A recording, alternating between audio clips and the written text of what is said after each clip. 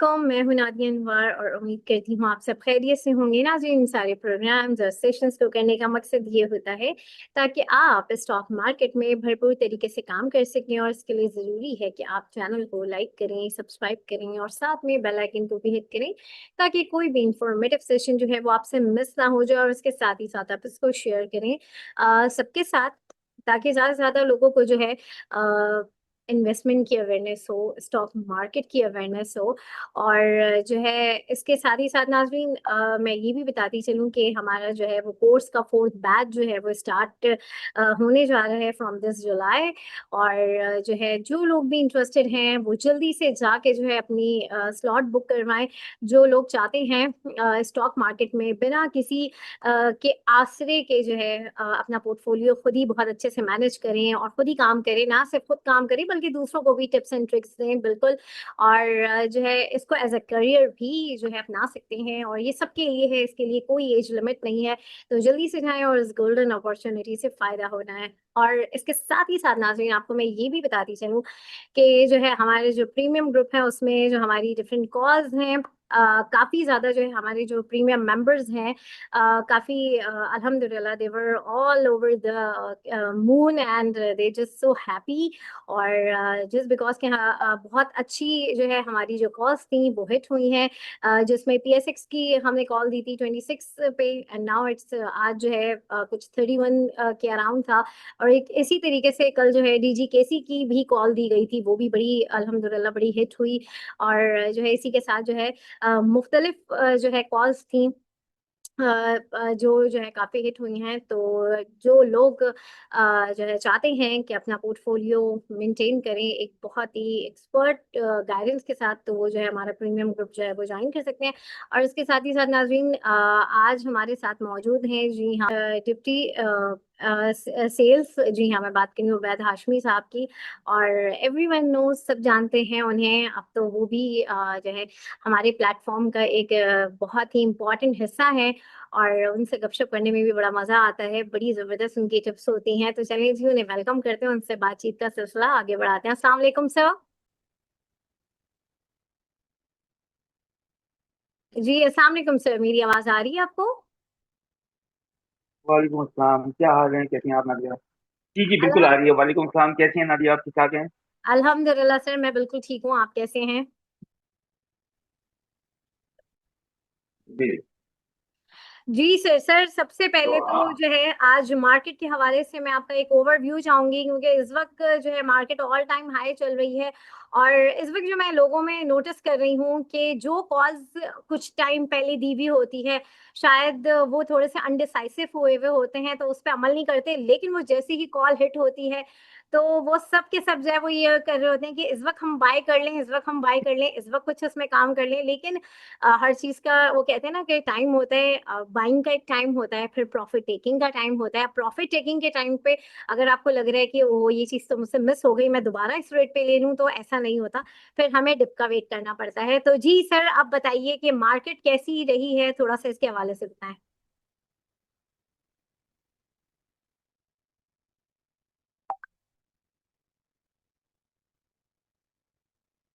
अच्छा, देखिए, मार्केट जो है वो बड़ी जबरदस्त 11,000 पॉइंट की तेजी देख रही है। और ये एक बड़ी मतलब कॉन्टिन्यूस तेजी रही है पिछले तकरीबन 8-10 सेशन के अंदर। अच्छा, उसके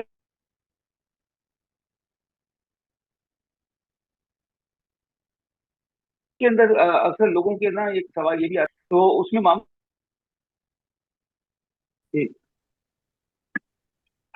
तो लोग जो है ना वो ये सवाल कर रहे हैं कि जी हमारे पोर्टफोलियो तो बढ़े नहीं, मार्केट जो है वो बढ़ती जा रही है। तो देखिए, उसकी बुनियादी तौर पे रीजन ये था कि फर्टिलाइजर्स और बैंक ने बहुत अच्छा परफॉर्म किया मार्केट के अंदर। हम्म। और उसके अलावा हमने देखा कि एनर्जी स्टॉक्स हों या सीमेंट्स हों या और दूसरे एलाइड स्टॉक्स जो हैं वो नहीं चले थे। तो आज की मार्केट को अगर हम देखें तो ऑब्वियसली 1,24,200 का हाई मार्केट ने बनाया।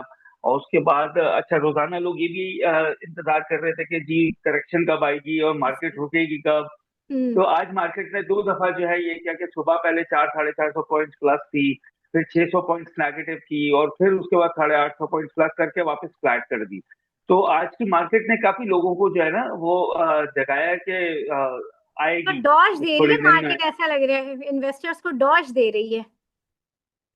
बिल्कुल ऐसा ही है। देखिए डॉज भी नहीं है एक्चुअली, जब इतनी हाइपर मूवमेंट हो जाती है मार्केट की उसके बाद डेफिनेटली इस तरह की जो है ना हम वॉलेटिलिटी तो अब देखेंगे। और दूसरी चीज ये कि देखिए मेरा बहुत सिंपल सा एक अंडरस्टैंडिंग है कि 10,000 पॉइंट पीछे चले जाएं, यानी 1,22,000 23,000 पे जब इंडेक्स हमारा था, तो उस वक्त भी पीपीएल का रेट मोर और लेस यही था। ओजीडीसी भी चले थे, ये 3-4 रुपए नीचे था, पीएसओ 3-4 रुपए नीचे था, सीमेंट भी यहीं पे। आई मीन सारी चीजें वहीं पे पर ये जहां पे 1,24,000 का इंडेक्स था। हम्म। अब हुआ यह है कि पिछले आउटस्टैंडिंग तेजी देखने को मिली। सही है, फर्टिलाइजर्स में हमने देखा बहुत अच्छी रैली हुई। पाकिस्तान ऑयल फील्ड जो है जो 520 525 रुपए पे था, उसको हमने देखा कि जी वो 600 रुपए पे आ गया। तो इंडेक्स के जो हैवी वेट स्टॉक थे वो बढ़ा दिए और सेक्टर्स बढ़ा दिए। ओवरऑल मार्केट के अंदर जो है वो उस तरह की तेजी देखने को नहीं मिली। अच्छा, मेरा अपना व्यू ये है कि अब थोड़ा सा बैंक्स को ठंडा किया जाएगा। ठीक है, थोड़ी हम्म। प्रॉफिट टेकिंग होगी क्योंकि 15-15 20-20% बढ़ गए हैं और कुछ बैंक तो उससे ज्यादा बढ़ गए। हम्म। तो अब होगा ये कि वहां पे थोड़ी प्रॉफिट टेकिंग आएगी। और ऑन द अदर हैंड जो है मुझे पर्सनली ऐसा लगता है कि एनर्जी स्टॉक के अंदर या सीमेंट्स के अंदर, जैसे आज हमने देखा डीजी खान जो है वो 171 रुपए का हाई लगाया है उसने। 87 तक तकरीबन जो है वो मेपल लीफ गया है, 47 तक जो है आपका फौजी सीमेंट गया है। तो मुझे लगता है कि मार्केट के अंदर कोई बहुत बड़ी मंदी या कोई बहुत जबरदस्त किस्म की अगर कोई एक्सपेक्ट कर रहा है कि करेक्शन आ जाएगी, तो वैसा मुझे होता हुआ नहीं नजर आ रहा। हाँ, ये जरूर है कि जब इंडेक्स प्रेशर में होता है तो बाकी चीजें भी प्रेशर में आती हैं। तो अगर इस प्रेशर के अंदर आपको कोई चीज मतलब डिप पे मिले उन सेक्टर्स के अंदर जिनमें अभी तेजी नहीं हुई है, ये टैग लाइन है। वो सेक्टर जिनमें कोई तेजी नहीं हुई है उसका मतलब है energy stock, power stock, cement. ये अगर आपको कहीं कुछ नीचे डेप्थ पे मिलता है तो बाइंग बनती है। मुझे नहीं लगता कि बहुत ज्यादा कोई मार्केट के अंदर जो है ना अभी मंदी या करेक्शन आएगी। मार्केट अपनी तेजी जो है ना उसको इंशाल्लाह कंटिन्यू करेगी। और फिर देखिए अगले महीने जो है वो रिजल्ट आना शुरू हो जाएंगे हम्म। अगस्त में। तो आज ऑलरेडी 8th of July है।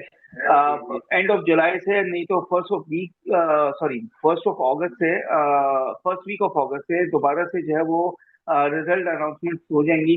तो वहां पे एक दोबारा हमें रैली करने को मौका मिलेगा। तो market is okay, everything is perfect.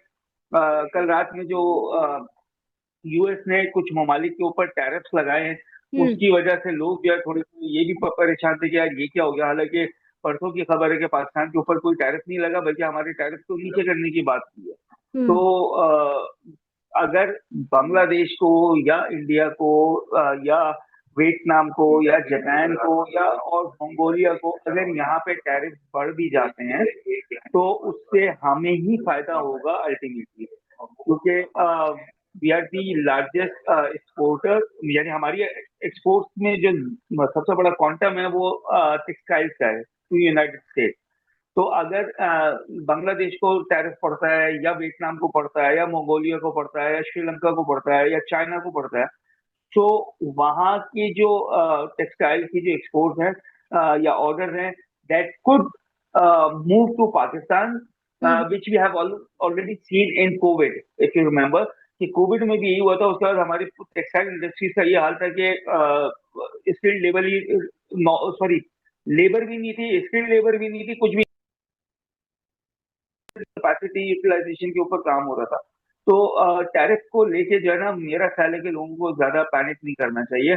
It's all good, Pakistan की इकोनॉमी ऑन ट्रैक है, सारी चीजें परफेक्ट हैं। तो कोई खास रीजन मिलती नहीं है कि मंदी हो बाजार के अंदर। तो correction should be taking as a buying opportunity, buy stock जिनमें भी रैली नहीं हुई है।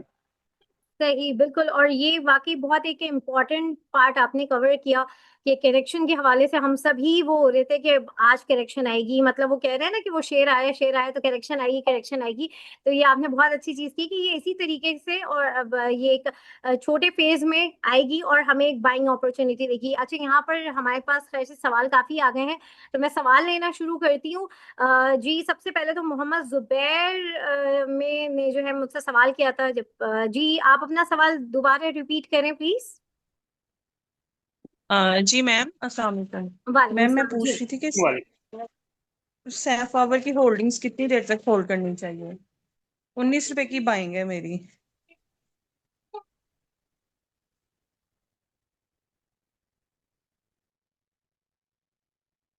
हेलो। जी जी जी।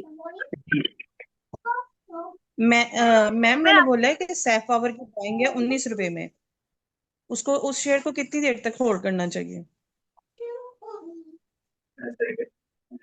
अच्छा देखिए, सैफ पावर 19 रुपए की बाइंग है तो आपको ऑलरेडी काफी नीचे आ गया है, तो मेरे ख्याल से अभी ये फाइनल रिजल्ट आने दें तो आपको आई होप कि इंशाल्लाह इसमें से एग्जिट का मौका मिल जाएगा। तो अभी तो रिजल्ट अनाउंस नहीं हुए, जून अभी खत्म हुआ है, तो आपको मेरे ख्याल से 1 डेढ़ महीने और इंतजार करना चाहिए। तो इंशाल्लाह हम भी बेहतर पोजीशन में होंगे कि आपको सही से बता सकें। अभी तो इट्स टू अर्ली टू से कि 2 महीने रुक जाएं या 4 महीने रुक जाएं या 6 महीने रुक जाएं। सही, बहुत शुक्रिया। जी, रमजान थैंक साहब यू। अपना सवाल करें। अस्सलाम वालेकुम मैम। अस्सलाम वालेकुम सर। वालेकुम सलाम जी। अच्छा, एस- मैं फैसल बैंक के बारे में पूछना चाह रहा कि ये टारगेट इसको कहाँ तक जा सकता है सर, और सेकेंडली माड़ी और यूबीएल और मिज़ान बैंक में सर करंट प्राइस में बाइंग की जा सकती है सर शॉर्ट टर्म के लिए?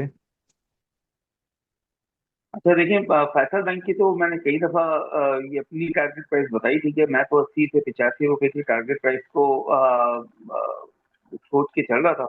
वो तो कंप्लीट हो गई है, ठीक है। बाकी यूबीएल या मीजान मैं तो कभी भी बाई नहीं करूंगा इतने हाई रेट के ऊपर, ठीक है। थोड़ा डिप लेने दे, मारी आप बाय कर सकते हैं इन रेट के ऊपर।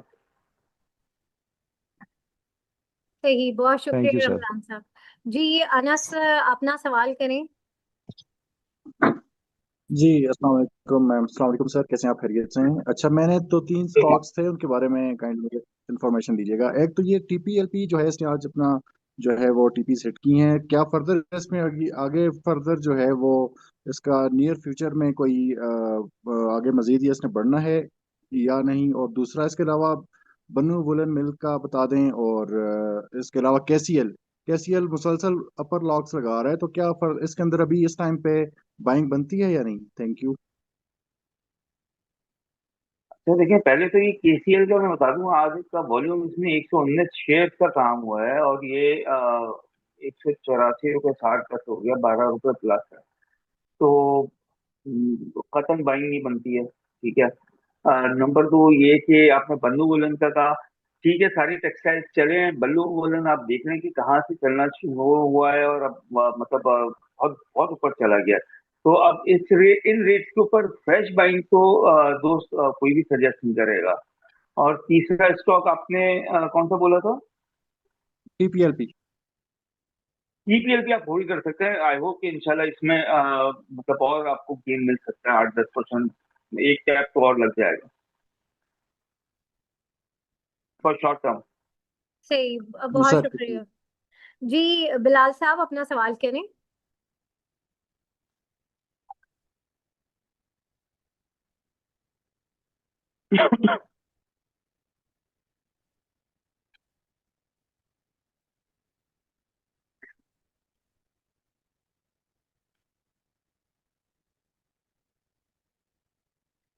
चलें जी, मोहम्मद हमजा अपना सवाल करें। हेलो।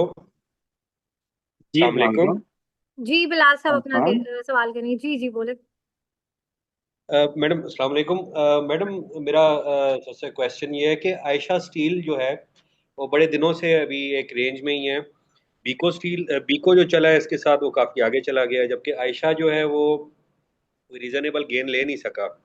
तो ठीक है, कोई इतना ज़्यादा इस सेक्टर की तरफ गवर्नमेंट का भी इंटरेस्ट नहीं है, लेकिन काफ़ी लॉस वाले शेयर्स भी अच्छा खासा गेन लेके ब्रेकआउट कर गए हैं। तो आयशा स्टील को कैसे देख रहे हैं फ्यूचर में? एक तो ये, और दूसरा मैडम JVDC जावेदान कारपोरेशन, ये इकबाल डैडी साहब से भी जो उनका सेशन में उन्होंने बताया था, तो ये 80 रुपीज तक जाने की बात कर रहे थे। इसमें कब तक मूव एक्सपेक्ट कर रहे हैं आप? ये 2 शेयर है जी। अच्छा जी, देखिए JVDC बिल्कुल उन्होंने सही कहा था, मैं भी बहुत बुलिश हूँ। मुझे लगता है कि ये चला जाएगा, लेकिन थोड़ा सा आपको होल्ड करना पड़ेगा, पेशेंस के साथ वेट करना पड़ेगा। जहां तक आपने कंपैरिजन किया ये आयशा स्टील का और बीको का, तो देखिए आयशा स्टील एक्यूमुलेट हो रहा है, ठीक है, तो वो उसके अंदर भी आपको थोड़ा सा पेशेंस के साथ रुकना पड़ेगा। इसने अपनी बुक रिस्ट्रक्चरिंग भी की है, ठीक है, तो आने वाले ये जो जून का क्वार्टर होगा, तो इसके अंदर जब आप फाइनेंशियल स्टेटमेंट इसकी पढ़ेंगे तो आई होप कि इंशाल्लाह आपको थोड़ी उसके अंदर बेहतरी नजर आएगी। तो देखिए, जो इन्वेस्टर होता है वो हमेशा फंडामेंटल्स को देखते हुए चलता है। अभी तो इसके फंडामेंटल्स जो है उसके अंदर कोई ऐसी बज़ाहिर लोगों को बेहतरी नजर नहीं आ रही है, लेकिन इंशाल्लाह जब ये फुल ईयर की जब अपनी फाइनेंशियल स्टेटमेंट देगा तो वहां आपको इसके अंदर बेहतरी नजर आएगी। तो थोड़ा सा पेशेंस के साथ होल्ड करें। मुझे लगता है कि यहाँ से इतना हो जाएगा कि आपको अच्छा खासा प्रॉफिट मिल जाए। मतलब मेरा पहला टारगेट जो है वो हेलो सर, वो जी पहले जी टारगेट के बाद म्यूट हो गया, पहले टारगेट के बाद से। सॉरी। सर, सर आपका पहले टारगेट के, पहले मैडम पहले टारगेट के बाद टारगेट, आपका वो म्यूट हो गया था, माइक आवाज नहीं आई। जी वो अच्छा, पता ही मैं नहीं कह रहा चला हूँ टारगेट। पहला 18 रुपए, उसके बाद मुझे लगता है ये 22 रुपए हो जाएगा। पहला टारगेट 18 बोला सर आपने, सॉरी। जी बिल्कुल, 18, 18, 18। ठीक ठीक सर, ठीक सर, ठीक है सर, थैंक यू। जी बिल्कुल। और यहाँ पर मैं ये भी बता दूं अपने देखने वालों को कि बीको की कॉल भी हमारे प्रीमियम ग्रुप में दी गई थी। और सबसे अमेजिंग बात मैं इसकी ये बताऊं कि ये कॉल जो है जो हमारे फर्स्ट बैच के जो स्टूडेंट थे फंडामेंटल कोर्स के, ये उन्होंने वो कोर्स करने के बाद जो है उस पर वर्किंग की और जो है उन्होंने ये कॉल दी थी, और ये कॉल वाकई बड़ी ही अमेजिंग थी बीको की। और चलिए जी, नेक्स्ट उस पर हम चलते हैं। मोहम्मद हमजा, जल्दी से अपना सवाल कर लें। जी अस्सलाम वालेकुम। जी वालेकुम सलाम। हाँ। सर मैंने दो स्टॉक का पूछना था, एक तो प्रेमा है और सेकंड जो है टॉम सीएल है। अब प्रेमा जो है ना सर, मैंने वो बाय किया था 48.90 के प्राइस पे, अभी बहुत डाउन चले गया। और टॉम सीएल जो है वो 35.30 पे बाय किया था। इन दोनों का बता दें क्या फ्यूचर है। अच्छा देखिए, प्रेमा में थोड़ी स्पेकुलेशन ज्यादा होती है। टॉमसेल उसके मुकाबले में फंडामेंटली बहुत स्ट्रॉन्ग स्टॉक है, तो टॉमसेल तो स्ट्रॉन्ग होल्ड है। प्रेमा में सजेशन ये है कि आपके रेट के पास आए उसको बेच के निकल जाए, थोड़े अच्छे स्टॉक्स के अंदर काम है। ठीक है सर, तो ये अब जाएगा इतना अभी क्योंकि लॉस हो गया, 2% से ज़्यादा डाउन हो गया। सर, मार्केट में काम कर रहे हैं, लॉस करना सीखें। तो लॉस नहीं बुक करेंगे तो कमा नहीं सकेंगे, याद रखिएगा। लॉस से डरना नहीं जी चाहिए। हम करते ये है कि हम लॉस जो है ना उसको संभाल के रखते हैं, और नफा आपको 1 रुपए होगा, आप बेच के निकल जाओगे, ऐसे ही है ना। तो जी सर बिल्कुल। थोड़ा सा लॉस लॉस भी ना, 1 रुपए 2 रुपए का लॉस बुक कर लिया करें, कोई बड़े में मतलब 1-2 रुपए रिकवर करना आसान है, 10 रुपए रिकवर करना मुश्किल होता है। तो बिल्कुल के साथ जब इन स्टॉक्स के अंदर काम कर रहे हैं जो इतने वॉलेटाइल होते हैं, तो इनमें स्टॉप लॉस के साथ काम किया करें। ठीक है सर, इंशाल्लाह नेक्स्ट टाइम ख्याल कर। जी थैंक जरूर। You sir. और यहाँ पर अच्छा, इन्होंने बिलाल साहब ने जेवीडीसी के हवाले से पूछा था कि सर इकबाल डैडी की कॉल थी बिल्कुल। और वो स्टिल मैं ये बता दूं कि वो अच्छा है। अगर आपने जैसे उसके हवाले से पूछा तो मैं ये बता दूं कि बिल्कुल अच्छा है, उसमें आप वर्किंग कर सकते हैं। अच्छा जी, यहाँ पर जो है सलीम साहब जी अपना सवाल कीजिए। जी अस्सलाम वालेकुम। वालेकुम सलाम। अच्छा, नमस्कार। मैंने ये पूछना था, ओजीडीसी, पीएसओ और एसएसजीसी में हम फ्रेश पोजीशन ले सकते हैं इस करंट रेट पे? और आपको क्या लगता है नियर शॉर्ट टर्म कोई टारगेट्स हो तो? आपने तो ओजीडीसी और पीएसओ एसएसजीसी ये तीन स्टॉक। और पीएसओ, ये पीएसओ ओजीडीसी एसएसजीसी जी। जी जी सर, बिल्कुल ले सकते हो। ये तो स्टॉक अभी चली ही नहीं है। सर कोई एसएसजीसी शॉर्ट, गई थी, लेकिन still there is a huge gap और बफर के जो ये अभी फिल कर सकता है। तो मुझे बहुत अच्छे लगते हैं इन तीनों स्टॉक जिनकी आपने बात की है। सही। जी, दाऊद खान अपना सवाल करें। अस्सलाम वालेकुम सर। सर जी, मेरा नमस्कार। सवाल था कि सर जो है इसकी टारगेट क्या होगा सर? और किसका? सर ये मार्केट जो है इतनी ऊपर जा रही है, जो आपका ये सवाल थोड़ी देर पहले आपने बताया कि शेयर्स जो है वो वहीं खड़े हैं और इंडेक्स जो है इतना ऊपर चला गया है। तो ऐसी सूरत में सर मैंने क्रिप्टो में एक बहुत पहले एक चीज देखी थी, जब इस पोजीशन में होता था तो वो बिटकॉइन जो है वो नीचे आता था, फिर वो सारे कॉइन्स को लेके ऊपर वो जो चढ़ता था। तो कुछ शेयर मार्केट में भी सर, यहाँ स्टॉक में भी कुछ इस तरह की कंडीशन सर होती है क्या?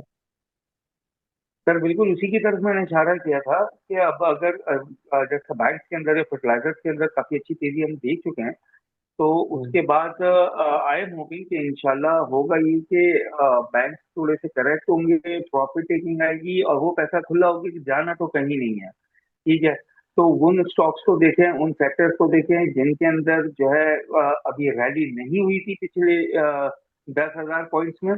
आप उन स्टॉक्स को देखें और उनमें इन्वेस्ट करें, तो वो इंशाल्लाह बैंक थोड़े से नीचे आएंगे और फिर आपके ऑयल या सीमेंट्स के अंदर और रैली आपको दिखाई देगी। क्योंकि अगर बैंक्स के साथ उस वक्त ऑयल भी चल जाता और सीमेंट भी चल जाता तो शायद इस वक्त 1,60,000 का इंडेक्स हो जाता। क्योंकि ऑयल लेकिन जो है सर उसका भी वेटेज ज्यादा इंडेक्स के ऊपर और सीमेंट का भी। लेकिन सर हमारे लोग सर ये चीज नहीं समझते ना, अगर वो नीचे आ रहा होता है, अगर फर्ज करें बैंकिंग नीचे आ रही है तो वो इंडेक्स पे हम्म। उसका असर पड़ता है। तो लोग क्या करते हैं कि वो बोले कि बस मार्केट गिरी तो वो ओजीडीसी भी बेचेगा, वो अपने पास डीजीकेसी जो पड़ा हुआ वो भी बेचेगा, वो सल सल पड़ा वो भी बेचेगा, वो सोचने का बस मार्केट गिरेगी। तो ये चीज भी सर हो जाती है ना। तो आप देखा जाए अगर इंडेक्स नीचे आएगा तो फिर वो सब चीजों को लेके नीचे आता है। देखिए इसीलिए तो ये सेशन हो रहा है ना कि जिसमें हम ये थोड़ी बहुत टेक्निकल चीजें होती हैं जो क्लाइंट्स को नहीं पता होती, इन्वेस्टर्स को नहीं पता होती, तो हम वही समझाने की कोशिश कर रहे हैं कि ऐसी सिचुएशन के अंदर जो है वो बहुत ज्यादा मंदी नहीं करनी चाहिए। और इंडेक्स को मत देखें इस वक्त, आप सेक्टर को देखें और स्टॉक्स को देखें। इंडेक्स बहुत हाई है जबकि अभी भी ऑयल के अंदर जो है बढ़ने की जगह बहुत ज्यादा है। ठीक है। तो इन स्टॉक्स को देखना चाहिए, बहुत ज्यादा पैनिक नहीं करनी चाहिए मार्केट में। इस सेल का टारगेट बता दें, ये यहाँ से क्या कहाँ इनिशियल से? 115 रुपए जी। तक का टारगेट है। 115 रुपए तक लगता है कि हो जाएगा। अच्छा सर, मैंने 6 महीने से रोक के लेके रखा हुआ, 110-12 रुपए से लेके रखा हुआ था। तो एक चीज और सर, मैंने एक चीज नोट की कि जितने भी चार्ट है वो अपनी जगह पे वापस आते जरूर है। ये जो ऐसे ही टेक्निकल जब चार्ट जो भी चीज होते हैं, वो मैंने 6 महीने पहले जब जनवरी में मैंने बाइंग की थी, नया नया मैं मार्केट में आया था, मेरी पहली बाइंग थी, 1,600 शेयर मैंने हाँ, परचेज किए। तो आज तक सर वो पैसे सही। फंसे हुए हैं। अब जाके जो है वो जितने भी सर मैंने चार्ट इस दौरान देखा है ये सारी चीजों को, तो वो घूम के अपनी जगह पे सही आते होगा। जरूर हैं। हाँ बिल्कुल, देखिए ये आते जरूर हैं, बिल्कुल ऐसा ही, और आई एग्री टू दैट कि ये अपने जो लास्ट हाइज होते हैं उनको टेस्ट करने के लिए जरूर आते हैं। जो आपको 115 से 120 रुपए का जो टारगेट अभी मैंने आप थोड़ी देर पहले बोला, तो उसकी रीजन भी यही है। बहुत शुक्रिया दैट दाऊद अपने high दाऊद उसको खान तो ये साहब। ब्रेक नहीं करेगा। बहुत शुक्रिया शुक्रिया सर। आपके शुक्रिया। सवाल का। हमारे पास टाइम बहुत कम रह गया है और जो है दूसरे लोगों को भी हम ज़रूर मौका देंगे। और जो है फर्दर क्यूरीज और जो भी चीज़ें हैं आपकी, उसके लिए टू दी पॉइंट कोशिश किया करें कि यहाँ पे सवाल किया करें। चलिए जी, जल्दी से मैं 2 सवाल और लूंगी। आई एम सॉरी, टाइम बहुत कम है। मोहम्मद हनीफ, जल्दी से अपना सवाल कर लें। अस्सलाम वालेकुम। जी, वालेकुम सलाम। हाँ। सर मेरा क्वेश्चन ये है कि मेरे पास एफसी ईपीएल पड़े हुए थे, एक 10 की बाइंग थी, अभी 88-89 पे चल रहा है। तो वो तो खैर इतनी क्वांटिटी नहीं है, क्या उसको किसी चीज से स्वैप कर लूं? और सेकंड मेरा ये है कि पेल का क्या है, 43 पे मेरी बाइंग है, तो उसका क्या मतलब फ्यूचर है कि आगे बढ़ सकता है? सर अगर आपके पास पैसे एक्स्ट्रा हैं तो इनको एवरेज करें, क्योंकि दोनों स्टॉक बहुत अच्छे हैं और दोनों में मुझे तेजी दिखती है। Thank you. जी बहुत शुक्रिया। जी आतिफ अपना सवाल कीजिए प्लीज। हेलो जी, अस्सलाम वालेकुम। जी वालेकुम सलाम। अच्छा, मुझे दो स्टॉक्स के बारे में मालूम करना है। एक है गेट्रॉन और दूसरा है ऑक्टोपस। तो इनके क्या आपको टारगेट प्राइस लगते हैं? अच्छा देखिए, गैट्रॉन जो है मुझे लगता है कि ये इंशाल्लाह 200 रुपए तक तो जा सकता है आराम से। ठीक है। और ऑक्टोपस पे देखिए अगेन चला नहीं है। पिछले काफी टाइम से अगर हम देखें तो पूरा आईटी सेक्टर और ऑक्टोपस जो है वो यहीं पर ही ट्रेड करता रहा। तो मेरे ख्याल से ये थोड़ा सा होल्ड करें, 75 रुपए, 72 75 रुपए तक तो ये हो जाएगा। अच्छा जी, थैंक यू। जी बहुत शुक्रिया। अच्छा जी उसामा मंसूर अपना सवाल कर लें जल्दी से। जी अस्सलाम वालेकुम। वालेकुम। सर मैंने आपसे ये पूछना है कि मुझे 3 स्टॉक्स का बता दें जल्दी से, एंग्रो होल्डिंग, एंग्रो फूड और एंग्रो पावर ईपीक्यूएल जो है। और जल्दी से मैं आपको ये बता दूं कि एंग्रो होल्डिंग का कुछ अर्से पहले मटेरियल इन्फॉर्मेशन आई थी कि इन्होंने अपना डिविडेंड थोड़ा सा होल्ड किया है क्योंकि ये कहीं इन्वेस्टमेंट कर रहे थे। तो क्या इस दफ़ा कोई एक्सपेक्टेशन है डिविडेंड की? और सेकंड ईपीक्यूएल की एक इनका डील चल रही थी लिबर्टी टेक्सटाइल के साथ परचेज की, तो वो उसके बाद कोई इन्होंने अपडेट नहीं दी कि वो डन हो गई ये डील या नहीं हुई, स्टिल एंग्रो ग्रुप के पास ही है, क्या है? तो काइंडली इनके मुझे टारगेट्स भी बता दें। Thank you very much. अच्छा, आपने मुझसे 3 स्टॉक्स का पूछा जो कि तीनों एंग्रो के हैं, तीनों स्ट्रॉन्ग होल्ड हैं। और एंग्रो होल्डिंग में मैं तो एक्सपेक्ट कर रहा हूँ कि एक अच्छा डिविडेंड इंशाल्लाह इस साल मिल जाएगा। और एंग्रो फर्टिलाइजर के अंदर मुझे थोड़ा सा लगता है कि डिविडेंड के लिए आपको इंतजार करना पड़ेगा। और तीसरा ईपीक्यूएल, वो मटेरियलाइज हो गई है। ठीक है। और बल्कि इनफैक्ट शायद एक नोटिफिकेशन आया था कि इनको पैसे भी मिल गए। तो लेकिन अभी भी मतलब एंग्रो की अपनी जो होल्डिंग है वो इसके अंदर स्टिल मौजूद है। सर तीसरा मैंने एंग्रो फूड्स का पूछा था, एफसीईपीएल। एफसीपीएल बहुत अच्छा स्टॉक है सर, तो होल्ड करें। और अगर आपके पास ऊपर की बाइंग है तो थोड़ी सी नीचे एवरेज कर लें। मेरे ख्याल से तो बहुत अच्छा स्टॉक है फॉर इन्वेस्टमेंट होल्डिंग। अगर आपने ट्रेडिंग के लिए लिया है तो फिर तो मैं आपसे कहूंगा कि आप अपना रिस्क आइडेंटिफाई करें और फिर उस हिसाब से ट्रेड लीजिएगा। सर इसकी टारगेट प्राइस आप कहाँ तक देख रहे हैं? देखें, इसमें बहुत सारी चीजें जो अब स्टिल अनक्लियर है। ठीक है। जब तक वो क्लियर नहीं हो जाती हैं तो टारगेट प्राइस देना बड़ा मुश्किल है। तो मेरे ख्याल से तो अगर हम इसको उसके फंडामेंटल के ऊपर आज के सूरत हाल के अंदर देखें तो 140 150 रुपए तो होना चाहिए इसको। चलें बहुत शुक्रिया जी। अच्छा सर पेल का बता दें कि जो है ये इसकी क्या टारगेट प्राइस होगी, कब तक बढ़ेगा।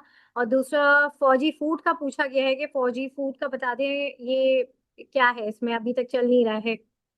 पहल के अंदर जो है वो ट्रेडिंग बहुत अच्छी हो रही है। जब तक ट्रेडिंग हो रही है तो ट्रेडिंग करते रहे, स्कैल्पिंग करते रहे। नंबर 2 ये कि हमारा टारगेट इसका है 64 रुपीज का, 5 इलेक्ट्रॉन का। अच्छा, दूसरा स्टॉक आपने कौन सा बोला नादिया? फौजी फूड। फौजी फूड बहुत अच्छा स्टॉक है, स्ट्रॉन्ग होल्ड। सही, ग्रेट, बिल्कुल। अच्छा सर अब जो है यहाँ पर जो है मुझे ये बताएं कि किस तरह से कल की मार्केट को देख रहे हैं, क्या है। वैसे तो आपने बता दिया है कि इस वक्त आपको नहीं लगता कि जो है कोई मेजर करेक्शन आने वाली है। इन्वेस्टर्स को क्या स्ट्रेटेजी देंगे? ये इन्वेस्टर्स जो है बड़े कंफ्यूज होते हैं इस वक्त, जो आइटम्स बढ़ रहे हैं उनको देख के उनको लग रहा है कि हम अभी खरीद लें। उस वक्त पता नहीं अनडिसाइसिव हो रहे थे। तो क्या स्ट्रैटेजी इन्वेस्टर्स के लिए? देखिए, स्ट्रैटेजी ये है, अगेन अगर आपको कल कोई चीज नीचे मिलती है, डिप आता है मार्केट में, इन केस इन्वर्टेड कॉमास के अंदर है, तो उसके अंदर वो सेक्टर और वो स्टॉक चूज कीजिएगा बाइंग के लिए जिसमें अभी तेजी नहीं हुई है। ये गलती मत कीजिएगा कि आप देखें कि यार एमसीबी 10 रुपए नीचे है तो मैं एमसीबी खरीद लूं, या यूबीएल 10 रुपए नीचे है तो मैं यूबीएल खरीद लूं। तो अगर यूबीएल 10 रुपए नीचे है तो वो वहां से उसके अंदर मजीद ताकत है, वो जगह है कि वो 20 रुपए नीचे भी जा सकता है। लेकिन अगर आपको यहाँ से 2 रुपए 4 रुपए पीपीएल नीचे मिलता है या डीजी खान नीचे मिलता है तो इनमें आगे ऊपर 10 12 रुपए 15 रुपए जाने की जगह है। ठीक है। ये मैं स्कैल्पिंग के लिए बात कर रहा हूँ। तो आई वुड सजेस्ट कि बाय वो सेक्टर, वो स्टॉक जो कि नहीं चले डिप में, जो भी अगेन कहूंगा, ये नहीं कि बैंक चले, फैसल बैंक आपने 80 रुपए या 82 रुपए में बेचा था, 75 रुपए बाद फैसल बैंक दोबारा खरीदे, फायदा नहीं है उसका। ठीक है, तो बेहतर ये है कि जो सेक्टर्स नहीं चले, जो स्टॉक्स नहीं चले वो ले। मेरे टॉप पिक्स जो है वो पीपीएल है, ओजीडीसी है, पीएसओ है, डीजी खान सीमेंट है, फौजी सीमेंट है, मेरे ख्याल से सिटी फार्मास्यूटिकल, मजबाए है, गैल, साजगार, ये सारे स्टॉक्स इसके मेरे टॉप पिक्स के अंदर है। सही, बिल्कुल जबरदस्त। और इनमें जो है आप काम करें। और यहाँ पर जो है मैं यही कहूंगी कि आप लोग जो है जो भी अपने पोर्टफोलियो को लेके कंफ्यूजन है या थोड़ा सा लॉस से है, तो एक अच्छी गाइडेंस के लिए जो है जाहिर है यहाँ पर सेशन पे एक लिमिटेड टाइम होता है, तो उसके लिए मैं आपको यही मशवरा दूंगी कि आप जो है प्रीमियम ग्रुप ज्वाइन करें, हमारा दिए गए नंबर पर जो है आप मुझसे रब्ता करें और जो है वहाँ पर अपना एक पोर्टफोलियो जो है एक बहुत ही कहते हैं ना कि स्ट्रैटेजी के साथ जो है मेंटेन करें। And thank you so much sir Ubaid, आपका, आपके टाइम का, और हमारे साथ जितने पार्टिसिपेंट्स थे आप लोगों का भी बहुत शुक्रिया जी। सर उबैद, आपको कॉम्प्लीमेंट मिला है, sir Ubaid is a legend ji, thank you so much. और इसी के साथ ही साथ जो है मैं इस सेशन से जो है इजाजत लूंगी, इंशाल्लाह आप लोगों से फिर मुलाकात होगी, तब तक के लिए अल्लाह हाफिज।